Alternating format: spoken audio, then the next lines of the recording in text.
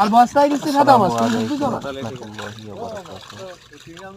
শুভ সকাল প্রিয় বন্ধুরা। বস্তায় তো পাওয়া যাবে না আজকে আমি আছি রামপাল বাগেরহাটে। দেখেন মাছ ধরা হচ্ছে, গিরা মাছ শিকার করা হচ্ছে। এখানে বাগদা চিংড়ি, গলদা চিংড়ি, রুই কাতল, মৃগেল, এসব মাছ, কোরাল মাছ, বিভিন্ন প্রজাতির মাছ। টিংরা আমার এটি টিংরা গল্লা আমার এটি কিভাবে মাছ ধরা হচ্ছে দেখতে অনেক সুন্দর। আমার ডিরামের মাথা নিচে আছে, তুমি ওর মাথা নিচে একটু নিষেধ করি। চিংড়ি মাছ।